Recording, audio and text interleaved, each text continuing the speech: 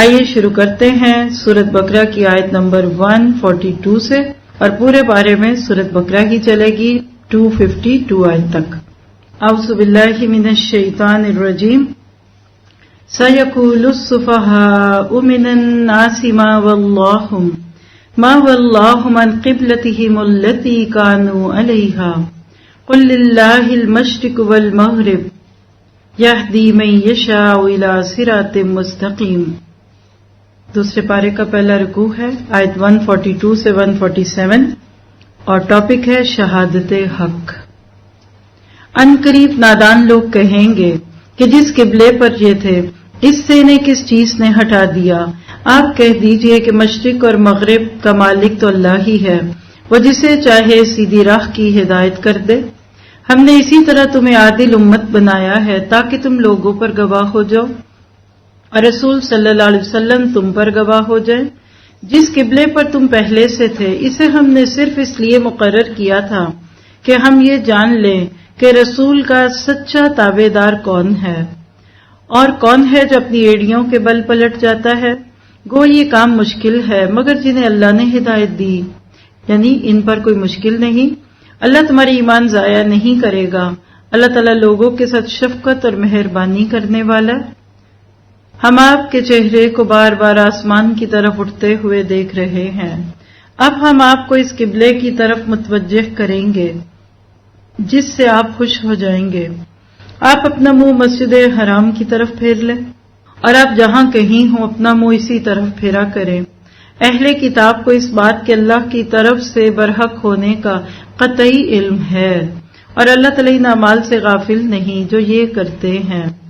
اور آپ اگر اہل کتاب کو تمام دلیلیں دے دیں لیکن وہ آپ کے قبلے کی پیروی نہیں کریں گے اور نہ آپ ان کے قبلے کو ماننے والے ہیں اور نہ یہ آپس میں ایک دوسرے کے قبلے کو ماننے والے ہیں، اور اگر آپ باوجود یہ کہ آپ کے پاس علم آ چکا ہے پھر بھی ان کی خواہشوں کے پیچھے لگ جائیں تو بالیقین آپ بھی ظالموں میں سے ہو جائیں گے۔ جنہیں ہم نے کتاب دی ہے وہ تو اسے ایسا پہچانتے ہیں جیسے کوئی اپنے بچوں کو پہچانے۔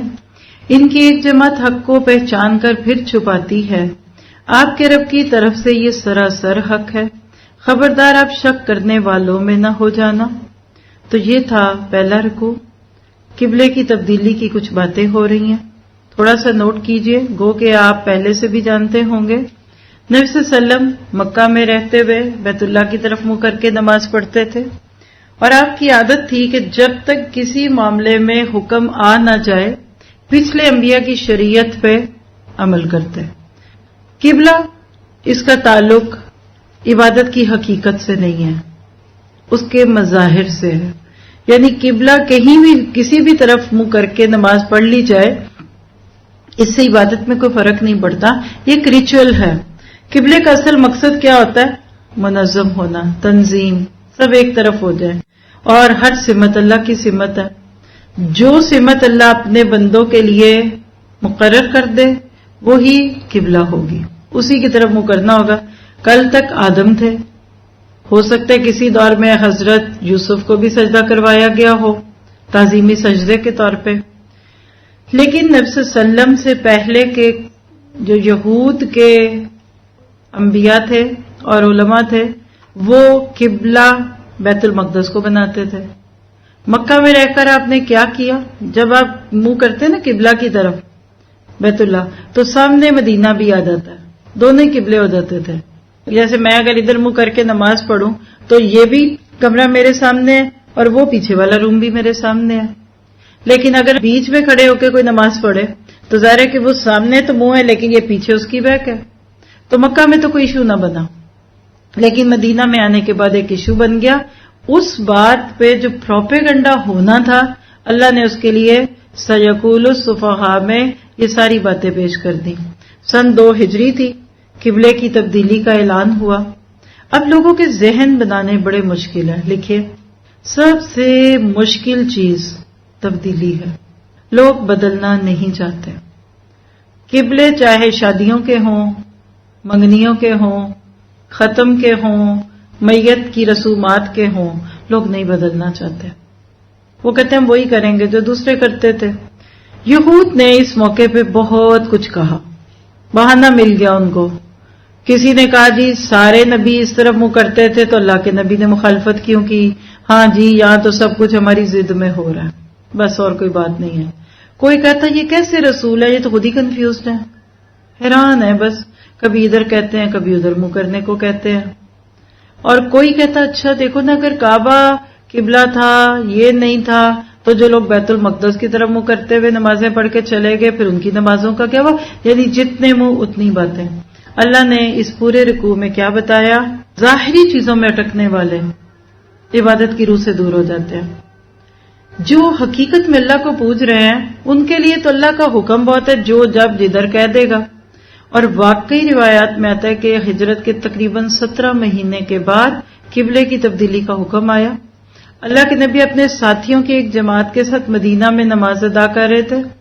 حکم معلوم ہوتے ہی صحابہ نے عین حالت نماز میں اپنا رخ بیت المقدس سے کعبۃ اللہ کی طرف کیا، 180 کی ڈگری. جس طرف عورتیں تھیں وہاں مرد آگے، جدھر مرد تھے ادھر عورتیں آگئی. اور قبلے کی تبدیلی کی علامت تھی کیا؟ کہ امامت بدل گئی. بنی اسرائیل کو امامت سے معزول کر کے امت محمدیہ کو اس کی جگہ لگا دی. جیسے مارشل لا لگتا ہے نا، ایک اٹھتا ہے تو دوسرا فوج آ جاتی ہے، یا ایک اٹھا کر دوسرے کو رکھتے ہیں. اور ساتھ ہی قیامت تک کے لیے بیت اللہ کو بیت المقدس کی جگہ اللہ نے ایک قبلہ چوز کر لیا. اور ساتھ ہی وہ کذالک جعلناکم امۃ وسطا، یہ آپ کی میری باتیں اب کہ اب امت مسلمہ تم سیدھے ہو جاؤ. کل تک تو تم حزب اقتدار تھے، اس پہ بڑی تنقید کرتے تھے، ان کو حکومت نہیں کرنی آتی، یہ کر دیں، ہم آ جائیں گے تو یہ کر دیں گے وہ کر دیں گے. اب تم آگے ہو کرو. اور وہ دن اور آج کا دن امت مسلمہ کو امامت کا منصب اللہ نے دیا ہوا. تمہیں دونوں کے بیچ میں واسطہ اور وسیلہ، امت وسطہ، ماڈریٹ نیشن. اللہ کا پیغام اس کے بندوں کو پہنچانے کے بیچ میں جو چین ہے نا، وہ امت مسلمہ تم گولڈن چین ہو بٹوین قیامت تک آنے والے لوگ اور اللہ تعالی. کتنا بڑا کام دیا. اور قبلے کی تبدیلی ہوئی تھی نبی کے ایک اشارہ ابرو پہ. قد نرى تقلب وجهك في السماء. یہ آیت اتنی رومانٹک آیت ہے، علماء کہتے ہیں کہ نبی کو لب بھی نہیں ہلانے پڑے، وہ جن کی نگاہوں سے بدل جاتی ہیں تقدیریں. اللہ نے اپنے نبی کی خوشی کے لیے قبلہ تبدیل کر دیا. آج ہم بول بول کے تھک جاتے ہیں، کھپ جاتے ہیں، پریشان ہوتے اور کرتے ہیں، لوگ نہیں بدلتے. اللہ اپنے نبی کی اشارے سے قبلے بدل دیتا. دعا کیا کرے اللہ تو نے نبی کے اشارے سے ان کے دل کی خواہش سے قبلہ بدل دیا. ہماری بھی خواہشوں میں ہمارے گھر والوں کے قبلے بدل جائے، ہماری دوستوں کے بدل جائے، ہمارے بچے دین پہ آ جائیں، ہم خود آ جائیں، ہمارا اپنا نفس نہیں بھی آ رہا. تو اللہ تعالیٰ نے اس پورے واقعے میں قبلے کی تبدیلی کے مختلف سمبل دے دی. خانہ کعبہ میں ہو تو کیا کرو، مکہ میں ہو تو کیا کرو، اور پوری دنیا میں کیا ہو. لیکن آپ کے میرے لیے عمل اس میں کیا ہے کہ ہمیں اپنے اس مقام کو سمجھنا ہے. کیا واقعی ہم امامت کے اس منصب کو محسوس کرتے ہیں؟ اگر یہ آیت ہمیں سمجھ آ رہی ہے نا تو ہم پاؤں بھی زمین میں نہ رکھیں. تو آپ کیا کہہ سکتے ہیں؟ قبلے کی تبدیلی پر سر جھکانے والے بن جاؤ. اللہ کا حکم ہے تو مان جاؤ. یعنی تحویل قبلہ ایک بہت بڑا انسیڈنٹ تھا، منسوخ اور ناسخ میں سے پہلا حکم تھا، اس لیے اس پہ بہت ریئیکشن ہونا تھا. اللہ نے قبلے کو اسلامی مرکز بنا دیا اور مشرق و مغرب کا اللہ ہے مالک. تو لہذا امت مسلمہ حزب اختلاف نہیں، حزب اقتدار ہے. اور وی آر بینگ واچڈ. اللہ ہمیں دن رات دیکھ رہا ہے کہ تم کرتے کیا، کیونکہ عالم الغیب والشہادہ یعلم خائنۃ الاعین وما تخفی الصدور. آج اگر امت مسلمہ اپنا کام کر لے جو کیا ہے وجعلناکم امۃ وسطا. یہاں سے ذرا سا صحابہ کرام کو بھی سامنے لائیے. اللہ نبی کے اشارے پہ قبلہ بدلتا اور صحابہ نبی کے اشاروں پہ عمل بدل دیتے تھے. آپ پریکٹیکلی دیکھیے کراچی کی کوئی خوبصورت سی مسجد امیجینیشن میں لائیے، نبی کا دور ہوتا اور آپ نماز پڑھا رہے ہوتے اور نماز کے دوران قبلہ بدل جاتا. کیا پیچھے والے 190 کی ڈگری پہ گھوم جاتے؟ اختلاف نہ شروع ہو جاتے؟ پکڑو بچوں کی بات نہ ہو جاتے؟ نبی صلی اللہ علیہ وسلم کی معرفت ملنے پر حکم کی پیروی کرنے والے صحابہ بھی ہر آزمائش میں کامیاب ہوتے. بندہ مومن کا دل ہے نا، یہ کمپس کی طرح پرکار، جدھر گھماؤ ادھر گھوم جاؤ. تو آپ کو مجھے کبھی ریزنٹمنٹ نہیں کرنی. زندگی میں بہت کچھ بدلنا پڑے گا. پہلے تو آپ امت وسط ہونے کا مفہوم سمجھیے، اپنے اس منصب کو محسوس کیجیے جس پہ اللہ نے آپ کو مجھے دی. اس پہ زیادہ باتیں 4 پارے میں ہوں گی. امت مسلمہ پر گواہی کی ذمہ داری ہے. آج دنیا میں بندے بچے تک دین کی گواہی پہنچاؤ، اور قیامت کے دن تم انبیاء کی گواہی دو گے کہ اللہ ان نبیوں نے آ کر اپنی قوموں کو بتایا تھا، اب یہ نہیں ماننے تو ان کی بات ہے. وی آر بیلنس نیشن، میانہ روی، معتدل روی. اسلام میں کوئی ایکسٹریمزم نہیں ہے، کوئی فنڈامنٹلزم نہیں ہے. وہ لوگ جن سے اللہ راضی ہو گیا تھا ان کے نظریات اور ان کے عقائد بڑے معتدل تھے، غلوف سے پاک تھے، ایگزیجریشن نہیں کرتے تھے. اور یہ قرآن مومنوں کے لیے شفا اور رحمت ہے. آج کی امت مسلمہ کو بھی ایسا ہی بننا پڑے گا. اپنے بچوں کو ایسا دین دیجیے کہ وہ ہونک نہ لگے، بیوقوف نہ بنے. آج ہم اگر اپنے دین کی خوبصورتیاں دیکھ لیں نا تو کبھی ہم ان کو چھوڑ کر کبھی دوسرے کے طریقوں کو نہ اپنائیں. تو اس میں ایک بہت خوبصورت نقطہ جو صحابہ سے ہمیں ملا وہ کیا نبی صلی اللہ علیہ وسلم نے منہ سے بول کے کہا کہ لوگوں قبلہ تبدیل کر لو. نماز میں نہیں بولے ہوں گے نا. نبی کو کوئی کام کرتا دیکھا، صحابہ نے بھی کر لیا. تو اتباع اطاعت سے بھی بڑی چیز ہے. آپ اپنے بچے سے کہتے ہو پانی لاؤ، وہ خوشی سے پانی کا گلاس لے آئے، اس نے آپ کی بات مان لی. اس کو کہیں گے اطاعت. آپ کہتے بیٹا جوتا اتار دو، بچے نے بھی اتار دیا، یہ ہے اطاعت. لیکن ایک ہے آپ کوئی کام کرتی ہیں اور آپ کو کرتا دیکھ کر بچہ بھی وہی کام کرے، اس کو اتباع کہتے ہیں. تو قبلے کی تبدیلی جو ہے نا، یہ اتباع رسول کی ایک بڑی خوبصورت مثال ہے. جتنا زیادہ ہم اللہ کے نبی صلی اللہ علیہ وسلم کی اتباع اور اطاعت کرتے رہیں گے اتنا یاد رکھیے کہ امت مسلمہ کا نصیب بدلتا رہے گا. تو اس وقت جو سبق آپ نے میں نے بینگ امت پڑھنا ہے، امامت کا حق ادا کرنا ہے، وہ کیا ہے کہ اتباع سیکھیے. کسی کو بولنا بھی نہ پڑے، حکم کی تعمیل فالو کیجیے، فوٹ سٹیپ کو کیجیے. یہ جو امامت کا کانسیپٹ ہے نا وہ اتباع میں چھپا ہوا ہے. آپ کے صحابہ کرام کو جو آپ سے والہانہ محبت تھی، اس کا نتیجہ تھا کہ وہ ہر اس کام کو کرنے کی کوشش میں لگے رہتے جو نبی نے کیا ہوتا. وہی کھانا کھاتے جو نبی کھاتے تھے، جس طرح سے وہ کھاتے ویسے کھاتے، جو ان کو پسند تھا وہی ان کو تھا. تو یہ درجہ لانے کے لیے ابھی امت مسلمہ کو ابھی تھوڑی سی محنت کرنی پڑے گی. آج ہمارے لائف سٹائل بدل گئے، ہماری ہر چیز کا طریقہ بدلتا جا رہا ہے دن بدن. خوشیاں غمیاں تو بہت ہی بدل گئیں. تو صحابہ کرام کی سعادت مندی کیا تھی کہ نبی کے ہر طریقے کی پیروی کرتے تھے، ہر آزمائش میں پورے اترتے تھے، ہدایت یافتہ تھے. چلیے نبی صلی اللہ علیہ وسلم کے صحابہ تو تھے ہی. عبداللہ بن سلام یہودی عالم تھے اور اس میں سے مسلمان ہوئے تھے. اللہ کے نبی سے سچی محبت کرتے تھے.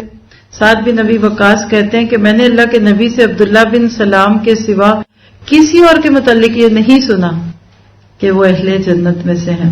یہ صحیح بخاری کی روایت ہے 3812.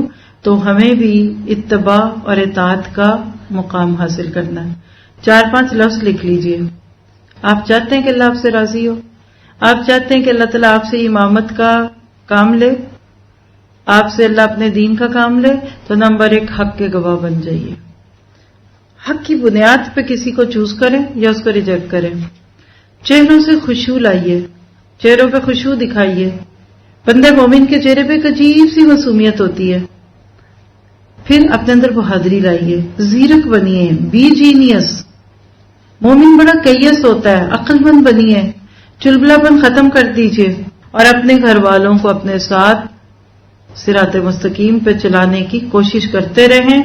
اور رسول کی پیروی صرف اللہ سے امید ہے، کتاب و سنت سے رہنمائی اور سب سے بڑی بات یہ ہے کہ آپ کی زندگی کا مقصد اللہ کے دین کی سرفرازی بن جائے. اللہ مجھ سے اور آپ سے یہ کام لے لے. آگے دیکھیں گے رکوع نمبر 2 بھی بہت ہی خوبصورت ہے.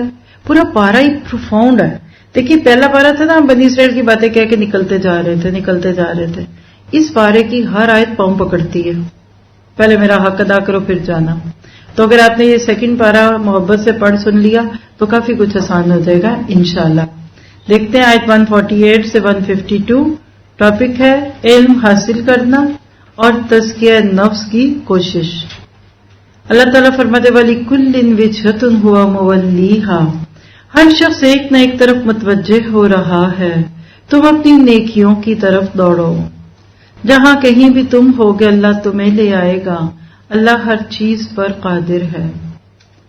ہر ایک کا ایک وجھ ہے، شوق ہے، ویک پوائنٹ ہے. ہر ایک نے اپنی زندگی میں کسی چیز کو فوکل پوائنٹ بنایا ہوا ہے. آپ ذرا اپنا فوکل پوائنٹ سوچئے. مثال دے دیتی جیسے ماں کے لیے نیو بورن بیبی. سب بچوں کو بھی ماں بھلا دیتی ہے جب نیو بورن بیبی گود میں آتا ہے. بچہ روئے تو ماں ایک دم حرکت میں آ جاتی. بچہ بھوکا ہوگا، سوئے بچے کو اٹھا اٹھا کے ماں دیکھ رہی ہوتی کیا ہو رہا ہے کیا نہیں ہو رہا ہے. تو وَلِكُلٍّ وِجْهَةٌ هُوَ مُوَلِّيهَا، آپ اپنا بھی وجھ ڈھونڈیے. وجھ کہتے وہ چیز جس کی طرف چہرہ ہو. جیسے فون، ہر وقت فون چیک کرتے رہتے ہیں، ہر وقت سوشل میڈیا چیک کرتے رہتے ہیں. اللہ کہتے ہیں کہ قبلے کی بحثوں میں پڑھ کر اپنی زندگی کے قبلے نہ بھولو، اور تم میں سے ہر ایک اصل میں وہی ہے جس میں اس کا دل پڑا ہوا ہے. آپ اور میں آج اس زندگی میں جو کر رہے ہیں نا خوشی سے اور شوق سے، وہی ہمارا وجھ ہے. کرو کہ فاستبقوا الخیرات، رش ٹورڈز گڈ ڈیڈز. بحثوں کو چھوڑو، جھگڑوں کو چھوڑو. یہ اس کی مرضی، یہ اس کی مرضی، یہ میرا نہیں کام، میں نہیں یہ فلائر آگے کرتی، میں اس کی دعوت نہیں دیتی. تمہیں کیا لگے فاستبقوا الخیرات. آج فرقوں جماعتوں گروہوں میں پڑھ کر ہم اپنی بہت ساری نیکیوں کو ضائع کرتے ہیں. کل قبر میں ہمیں اپنی ایک ایک نیکی یاد آ رہی ہوگی. اس لیے کیا فرمایا کہ جہاں کہیں تم ہوگے اللہ تمہیں لے آئے گا، کیونکہ اللہ ہر چیز پر قادر ہے. آپ جہاں سے نکلیں اپنا منہ نماز کے لیے مسجد حرام کی طرف کر لیا کریں. یہی حق ہے آپ کے رب کی طرف سے. جو کچھ تم کر رہے ہو اس سے اللہ تعالیٰ بے خبر نہیں. اور جس جگہ سے آپ نکلیں اپنا منہ مسجد حرام کی طرف پھیر لیں، اور جہاں کہیں تم ہو اپنے چہرے اسی کی طرف کیا کرو، تاکہ لوگوں کی کوئی حجت تم پر باقی نہ رہ جائے سوائے ان لوگوں کے جنہوں نے ان میں سے ظلم کیا ہے. تم ان سے نہ ڈرو، مجھ ہی سے ڈرو، تاکہ میں اپنی نعمت تم پر پوری کروں، اور اس لیے بھی کہ تم راہ راست پاؤ. جس طرح ہم نے تم ہی میں سے رسول بھیجا جو ہماری آیتیں تمہارے سامنے تلاوت کرتا ہے اور تمہیں پاک کرتا ہے، اور تمہیں کتاب و حکمت اور وہ چیزیں سکھاتا ہے جس سے تم بے علم تھے. اس لیے فاذکرونی اذکرکم واشکروا لی ولا تکفرون. تم میرا ذکر کرو میں بھی تمہیں یاد کروں گا، میری شکر گزاری کرو اور ناشکری سے بچو. کیا خوبصورت انداز میں 148 سے 152 میں بیت اللہ کو امت مسلمہ کا امتیاز بنا دیا. بیت اللہ کیا ہے؟ ہم سب کے دل میں اس کی محبت ہے. حضرت ابراہیم علیہ السلام نے اسی کی تعمیر میں نبی صلی اللہ علیہ وسلم کی بعثت کی دعائیں کی تھی. آج اللہ ہمیں نبی کی بعثت کا مقصد بتا رہے ہیں کہ دین اسلام کی تکمیل. نبی تو اپنی زندگی گزار کے چلے گئے، ہم نے دیکھنا ہے کیا ہمارے اندر یہ خوبیاں ہیں جو رضی اللہ عنہ ورضوا عنہ میں ہوتی ہیں. کیا ہم بھلائیوں میں سبقت کرتے ہیں، اللہ سے ڈرتے ہیں، آیات کی تلاوت کرتے ہیں، اللہ کا شکر کرتے ہیں، اللہ کا ذکر کرتے ہیں، کتاب و حکمت کی تعلیم لینے اور دینے والے ہیں؟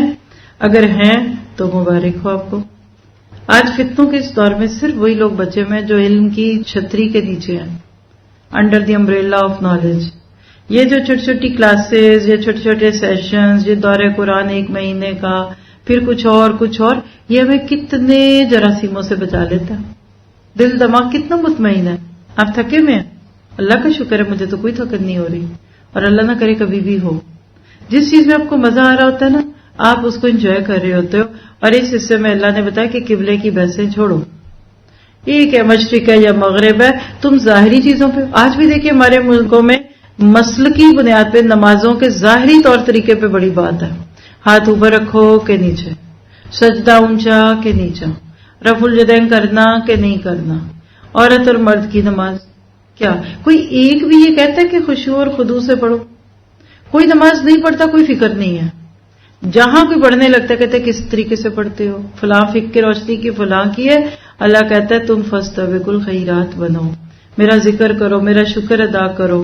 اللہ نے خانہ کعبہ کی تعمیر کے وقت جس رسول کی دعائیں کروائی تھی اب وہ رسول آ چکا ہے، اور آپ اور میں اپنے سینے پہ ہاتھ رکھ کے کہیں کہ ہم کتنے خوش قسمت ہے کہ ہم اس نبی کی امتی ہیں. چند سیکنڈ کے لیے سوچیے اگر امت محمدیہ میں نہ ہوتا. ہے ہمارے پاس کوئی اور کرائیٹیرین بچنے کا؟ کلو حزب بما لدیہم فرحین، ہر گروہ جو کر رہا ہے وہ اسی پہ خوش ہے. ہم بھی خوش ہوتے، کسی بت کو پوچھتے تو خوش ہوتے، کوئی سلیب کے پیچھے کھڑا اس سے باتیں کر رہا ہوتا. یہ تو اللہ کا لاکھ لاکھ شکر ہے کہ اس نے آپ کو مجھے نعمت دی، اور اس نعمت کا بدلہ کیا ہے؟ فاذکرونی اذکرکم. آپ جتنا اللہ کو یاد کرتے ہیں اللہ آپ کو یاد کرتا ہے. کسی نے کہا کہ مجھے پتہ لگ جاتا ہے اللہ مجھے کب یاد کرتا ہے. کہا جب میں اس کو یاد کرتا ہوں. شکر گزار بندہ اللہ کو یاد رکھتا ہے، اور جو نہ شکرا ہے اس کو اللہ کبھی کبھی یاد آتا ہے. اللہ کرے کہ اللہ ہمیں ہر وقت یاد آ جائے. اب جب آپ امت مسلمہ کے فرد بنیں گے، امت وسط کے تقاضے پورے کریں گے، دوسرے لفظوں میں کہ امامت کا حق ادا کریں گے تو مشکلات تو بہت آئیں گی. انہی کا تذکرہ ہے آیت 153 سے 163. راہ حق میں قربانیاں دینے کے لیے تیار ہو جاؤ. یا ایھا الذین آمنوا استعینوا بالصبر والصلاۃ، اے ایمان والو صبر اور نماز کے ذریعے سے مدد چاہو. اللہ تعالیٰ صبر کرنے والوں کا ساتھ دیتا ہے، اور اللہ کی راہ کے شہیدوں کو مردہ مت کہو، وہ زندہ ہیں لیکن تم نہیں سمجھتے. وَلَنَبْلُوَنَّكُمْ بِشَيْءٍ مِّنَ الْخَوْفِ وَالْجُوعِ وَنَقْصٍ مِّنَ الْأَمْوَالِ، اور ہم کسی نہ کسی طرح تمہاری آزمائش ضرور کریں گے، دشمن کے ڈر سے، بھوک پیاس سے، مال و جان اور پھلوں کی کمی سے. اور ان صبر کرنے والوں کو خوشخبری دے دیجیے. کون؟ الذین اذا اصابتہم مصیبہ، جنہیں جب کوئی مصیبت آتی ہے تو کہہ دیا کرتے ہیں کہ ہم تو خود اللہ کی ملکیت ہیں اور ہم اسی کی طرف لوٹنے والے ہیں. ان پر ان کے رب کی نوازشیں اور رحمتیں ہیں، اور یہی لوگ ہدایت یافتہ ہیں. ان الصفا والمروہ من شعائر اللہ، صفا اور مروہ اللہ کی نشانیوں میں سے ہیں. اسی لیے بیت اللہ کا حج و عمرہ کرنے والے پر ان کا طواف کر لینے میں بھی کوئی گناہ نہیں. اپنی خوشی سے بھلائی کرنے والوں کا اللہ قدردان ہے اور انہیں خوب جاننے والا ہے. جو لوگ ہماری اتاری ہوئی دلیلوں اور ہدایت کو چھپاتے ہیں باوجود اس کے کہ ہم اسے اپنی کتاب میں لوگوں کے لیے بیان کر چکے ہیں، ان لوگوں پر اللہ کی اور تمام لعنت کرنے والوں کی لعنت ہے. مگر وہ لوگ جو توبہ کر لیں اور اصلاح کر لیں اور بیان کر دیں تو ان کی توبہ قبول کر لیتا ہوں، اور میں توبہ قبول کرنے والا اور رحم و کرم کرنے والا ہوں. یقیناً جو کفار اپنے کفر میں مر جائے ان پر اللہ تعالیٰ کی، فرشتوں کی اور ان تمام لوگوں کی لعنت ہے جس میں وہ ہمیشہ رہیں گے. نہ ان سے عذاب ہلکا کیا جائے گا اور نہ انہیں ڈھیل دی جائے گی. تم سب کا معبود ایک ہی معبود ہے، الہکم واحد، اس کے سوا کوئی معبود برحق نہیں. وہ بہت رحم کرنے والا اور بڑا مہربان ہے. کیا پتہ چلا؟ واستعینوا بالصبر والصلاۃ، صبر اور نماز سے مدد مانگو.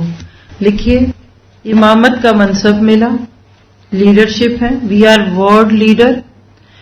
جتنا آپ کا رینک بڑا ہوتا جائے گا آپ انصار اللہ سے ذمہ داران اور ذمہ داران سے بھی پھر اوپر ذمہ دار بنتے جائیں گے. کسی چیز کے اتنی ذمہ داریاں زیادہ آئیں گی، اتنی مشکلات زیادہ آئیں گی. اللہ تعالیٰ جن سے بڑے کام لیتا ہے ان کو حوصلے بھی بڑے دیتا ہے، ان کو دل بھی بڑا دیتا ہے، ان کو سمجھ بھی بڑی دیتا ہے. اور جس کے سینے میں لا الہ الا اللہ کی حقیقت سما جائے، فاذکرونی اذکرکم ہو جائے، وہ اللہ کی ہستی کو پہچان لے، اس کو پھر کوئی چیز مشکل نہیں لگتی. اس رستے میں جو مشکل آئے بسم اللہ، جو پریشانی آئے بسم اللہ. امتحان کا پرچہ مشکل کس کو لگتا ہے؟ جس نے محنت نہیں کی ہوتی، سو کے وقت گزارا، فلمیں دیکھی. جو پڑھ کے جاتا ہے اس کے لیے ہر سوال آسان ہوتا ہے. ان امتحانی مشکلات میں جو اللہ کے اس دین کے راستے میں آتی ہیں، کامیابیوں کے راستے، وَاسْتَعِینُوا بِالصَّبْرِ وَالصَّلَاةِ. نماز نماز نماز، صبر صبر صبر، اللہ سے محبت کرنا، ہر قسم کی ناخوشگواری کو برداشت کرنا. اس حق کے راستے میں اکیلے رہ گئے، کھڑے رہیے، جمے رہیے. لوگ ساتھ چلے، بسم اللہ. لوگ ساتھ نہیں چلے، آپ کھڑے رہیے. کامیابیاں ملی، بسم اللہ. ناکامیاں ملی، بسم اللہ. ناموافق حالات آ گئے، بدکنا نہیں. نتائج اچھے نہیں نکلے، آپ نے اتنی کوشش کی، کوئی آیا ہی نہیں، کوئی بات نہیں ہے. آپ اللہ کے ساتھ بندے رہیں. میں بچ گئی، میں کامیاب ہو گئی. ایسے لوگ کامیاب ہوں گے. یاد رکھیے کہ حق کی راہ میں مشکلات اور مصائب کا دوسرا سبب مومن کا تبلیغی کردار ہوتا ہے. اپنے گھر میں بندہ بیگانہ بن جاتا ہے. اب ذرا سی تبلیغ تو کرے، بچوں کو، شوہر کو، گھر کے بزرگوں کو، کسی کو کہے. لوگوں کو یہ کام اچھا نہیں لگتا. دعوت اور تبلیغ کا کام نصیحت اور تنقید کا کام ہے، اور یہ کسی کو بھی اچھی نہیں لگتی. جو لوگ سیلف سینٹرڈ ہیں، آئی ایم سو سینسٹیو، میں نہیں بات سن سکتی، میں کسی کے ماتھے پہ تیوری نہیں برداشت کر سکتی، آئی ایم سو سینسٹیو، وہ گھر بیٹھے وہ یہ کام نہیں کر سکتے. یہ تو آئرن نفس کے ساتھ کام ہوتا ہے. یا پھر آپ دین بدل دیں گے، دینداری کو دنیا داری بنائیں گے، لوگوں کی پسند کا دین پیش کریں گے. کڑوا دین تو لوگوں کو اچھا نہیں لگے گا. ایسے وقت میں آپ جم جائیں. حق یہی ہے. میں نے سود کو حلال نہیں کہنا، میں اللہ کے دین کے کسی حکم کو بدل نہیں سکتی کہ زیادہ لوگ آئے میرے پاس. میٹھی چینی کھول کھول کے شربت نہیں پلاؤں گی. جس کو پینا ہے آرگینک پی لے، اوریجنل پی لے، کھٹا ہے میٹھا ہے جو بھی ہے پی لو. ایسے وقت میں اللہ تعالیٰ کہتے ہیں کہ جو اللہ کے اس رستے میں جم جائے میں اس کا ساتھ دوں گا. اور ایسی ہی چیزوں میں ان الصفا والمروہ من شعائر اللہ. ایک عورت تنہا بچے کے ساتھ، شوہر بھی چھوڑ گئے، ہم ہوتے گلٹ میں چلے جاتے، ہائے میرے میاں مجھے چھوڑ گئے، ہائے ساری زندگی کی محبتوں کا یہ بدلہ دیا. ابراہیم کا وطن عراق تھا. اللہ کے حکم سے اپنی بیوی ہاجرہ اور بیٹے کو لا کر وہاں چھوڑ کے جہاں آج مکہ. نہ آبادی نہ پانی. پیاس کا تقاضا ہوا تو ہاجرہ پانی کی تلاش میں ادھر سے ادھر، ادھر سے ادھر، ادھر سے ادھر، اور صفا اور مروہ کے بیچ میں چکر لگاتی رہی اور کوششیں تیز کر دی، نتائج کوئی نہیں. جب بالکل تھک ہار کے آ کے بیٹھی، اللہ نے بچے کی ایڑیوں سے زمزم کا چشمہ کھڑا کر دی. یہ ہے ان اللہ مع الصابرین. آج آپ کی میری ساری بھاگ دوڑ سے کچھ بھی نہ ہوا نا، تو ہمارے بچوں کی ایڑیوں سے زمزم کے چشمے پھوٹیں گے انشاءاللہ. مائیں ہاجرہ جیسی بن جائیں، بیٹوں کی تربیت اسماعیل جیسی کر جائیے. اللہ ریگستانوں اور بیابانوں میں آپ کے لیے اپنی قدرت سے رزق کے چشمے جاری کر دے گا. جب بھی حاجر عمرے پہ جاتے ہیں صفا مروہ کی صحیح کا یہی میسج ہے، اور ہم وہاں تک ہار کے آ جاتے ہیں، لوگوں کو دیکھتے رہتے ہیں. آج بھی اس رستے میں یہ جو بھاگ دوڑ ادھر سے ادھر، ادھر سے ادھر، ادھر سے ادھر، اصل میں اب اللہ کی رحمت کا دروازہ کھلوا رہے ہوتے ہیں. بی بی ہاجرہ کی وہ جو دوڑ تھی نا، وہ صرف اپنے بچے کی بیاس کی نہیں تھی، وہ ایک امت کی بیاس تھی. انسانیت بالکل مرجھا رہی تھی، عرب تو بالکل بنجر ہو گیا تھا. اللہ تعالیٰ نے وہاں اس عورت کو دوڑ کروا کے آج قیامت تک کے مردوں کو اس عورت کے نقش قدم پہ چلا دیا کہ جو میرے رستوں میں بھاگ دوڑ کرتے ہیں ان کے اللہ نشانے راہ جو ہے اس کو بھی ضائع نہیں کرتا. حجر اسود، مقام ابراہیم اور زمزم، یہ سارا ابراہیم کا گھرانہ ہی تو ہے. اللہ مقام ابراہیم کو دکھاتا ہے کہ جو قدم ہمارے رستوں میں کھڑے ہو جاتے ہیں میں ان کو لوگوں کی ہدایت کا ذریعہ بنا دیتا ہوں. اصل بات یہ ہے کہ ہم تھوڑا سا اس پہ غور و فکر کریں. تو آج کا پیغام کیا ہے؟ دین حق کے رستے کی مشکلات پہ جمے رہیے. کوئی کام سب کرنے لگ جائیں تو بہت آسان لگتا ہے، جب فیشن بن جائے گا سب کریں گے. آج ابھی اکیلے ہیں آپ، بارش کے پہلے قطرے ہیں، آپ کا مقام بہت ہے.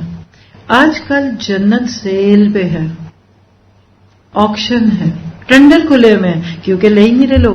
دیکھیے کوئی چیز سستی کب ہوتی ہے؟ چیز موجود ہے، ڈیمانڈ ختم. یہ 70% سیل کیوں لگتی ہے اینڈ آف سیزن؟ کہ لے جاؤ، اب سب موسم بدل گیا، اب اگلے سال تک کون رکھے. آج دین کے کام پہ سیل لگی ہوئی ہے. آج نمازیں پڑھنے والوں کا مجھے نہیں پتا، روزے رکھنے والوں کا مجھے نہیں پتا، اور ABCD پرسنل اپنی گرومنگ کے لیے ورشپ اور علم لینے کا مجھے نہیں پتا، لیکن آج دوسروں کے لیے تڑپنے والوں، اللہ کی رضا پانے کے لیے صبر کرنے والوں، اللہ کے آگے جھکنے والوں اور اللہ کے رستے میں شہادت حق کی گواہیاں دینے والوں کے بڑے درجے ہیں. جیسے نبی کے دور میں صحابہ کو رضی اللہ عنہ کا درجہ مل گیا نا، آج بھی یہ تیار ہے. آپ اپنی اصلاح کی کوشش کریں، پچھلی زندگی میں توبہ کریں اور آگے نیکیوں کا شوق رکھیں. انشاءاللہ آپ دیکھیے گا مستقبل بہت روشن ہے. آپ ہی کی گودوں میں سے ابو بکر اور عمر جیسے بچے نکلنے ہیں. مائیں ہاجرہ جیسی بن جائیں گی، بچے اسماعیل بن جائیں گے.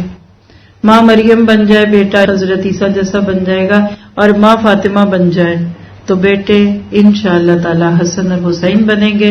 اللہ تعالیٰ آپ کی ہماری نسلوں کو اٹھائے، ہمیں مقصد حیات دے، اور اللہ ہمیں امامت کا مقصد پورا کرنے اور اس کو حاصل کرنے کی توفیق عطا فرمائے.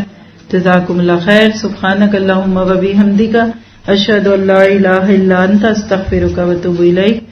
ربنا تقبل منا انک انت السمیع العلیم وتب علینا انک انت التواب الرحیم. وصلی اللہ تعالی خیر خلقہ واصحابہ اجمعین برحمتک یا ارحم الراحمین. آمین. جزاکم اللہ خیر. السلام علیکم ورحمۃ اللہ وبرکاتہ.